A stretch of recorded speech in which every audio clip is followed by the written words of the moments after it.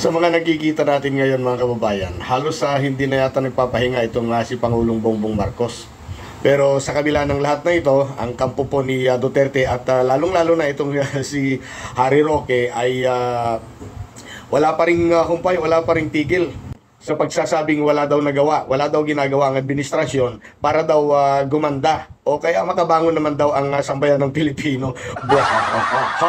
Naloko na. Ang sarap tumawa. Alam nyo, mula buong rehiyon ng Mindanao, bumalik na naman si PBBM sa Bicol Region. At dala-dala ang siksik, liglig at milyong-milyong halaga ng tulong. Nauuri natin ito para maniwala si Harry Roque. On behalf of the provincial government of Camarines Sur, I want to extend my most heartfelt welcome and deepest gratitude to our proud adopted son of Camarines Sur, none other than His Excellency President Ferdinand Bongbong Marcos Jr. Welcome back to Camarines Sur, Mr. President. Ladies and gentlemen, welcome to today's event. Alam po natin, tuwing pagbisita po ng ating mahal na Pangulo, lagi po siyang may dalang mahalagang tulong sa Bicol, sa Camarines Sur. Sa mga hindi po nakakaalam, ito po ang pangatlong beses nakabisita po ang ating mahal na Pangulo dito sa Camarines Sur. Pero, pwede natin palakpan po yan. Pero, ang maganda pong balita, bago pa lang po siya naging presidente, lagi na po siyang bumibisita dito sa Camarines Sur. Lalong-lalo na po sa panahon kan kalamidad, lagi po siyang pumupunta dito, nagbibigay ng asistensya. Ngayon po, bumalik naman po ang ating presidente magpoon kanyang term as president. Noong March 2023, bumisita po siya sa atin para mag-groundbreak ng 10,000 housing units as in magbigay ng mahigit 1 billion pesos worth of assistance sa mga parauma. Palapan po natin. Teka, parang may napansin ako parang hindi sanay yata o tamad lang pumalakpak ang mga Bicolano. Joke lang po, joke lang.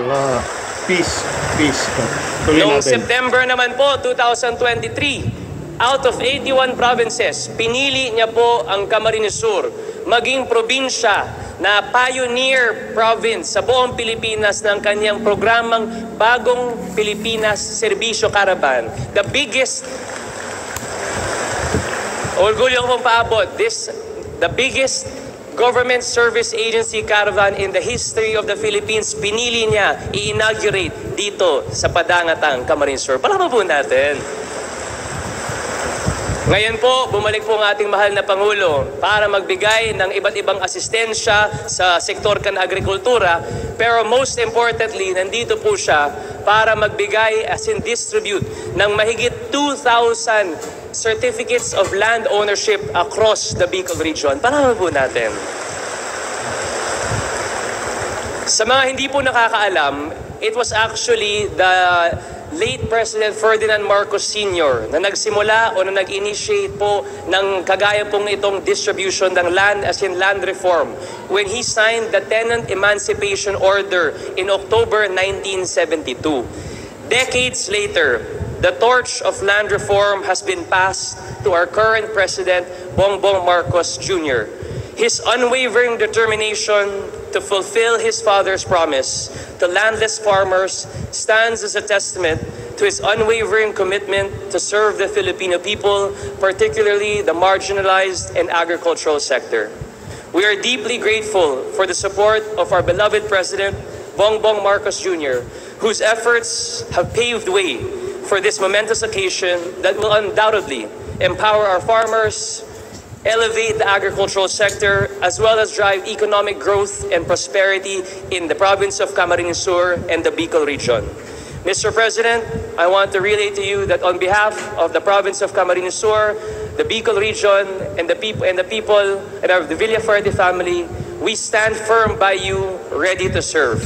Mga Bicolano, tindog po kita. Pamati po natin ang ating pagmamahal sa ating mahal na Pangulo, His Excellency President Ferdinand Bongbong Marcos Jr. Mabuhay ang ating Pangulo! Sa tuwing babalik ako dito, ramdam ko ang mapakainit na pagtanggap ninyo sa akin, mga manoy at mga manay.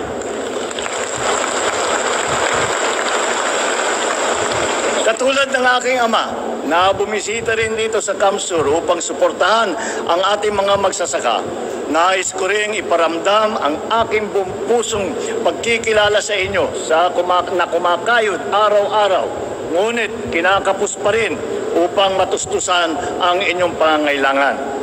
Kaya asahan ninyo, lagi kaming may baong magandang balita at pasalubong mula sa pagtatapos ng infrastruktura na aming ipinatayo hanggang sa mga programang aming pasisinayaan upang maging mas masagana ang pamumuhay dito sa Region 5. Ilan sa kaabang-abang na infrastruktura sa lalawigan ng Camarines Sur ang Camarines Sur Expressway.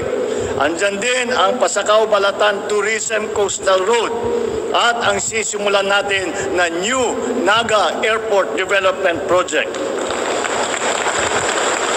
Ito ay mga inaasahang magiging susi na mas mabilis na transportasyon at mas magiging malagong ekonomiya. Hindi namin hahayaan na harapin ninyo na nag-iisa ang mga hamon ng El Nino. Nandito kami para patuloy na umagapay sa inyo.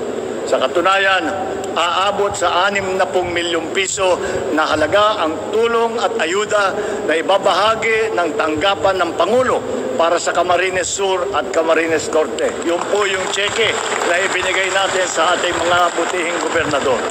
Ayan po mga kababayan, isa na naman pong mission accomplished ang ating natunghayan. Naks talaga naman natunghayan eh. Nakita na naman natin ang sinseridad at pagpupursigi ng ating Pangulo na makapamahagi, magbigay ng kahit konting kaginhawaan man lamang sa mga labis na nangangailangan. Lalong-lalo na po itong mga naapektuhan ng El Nino.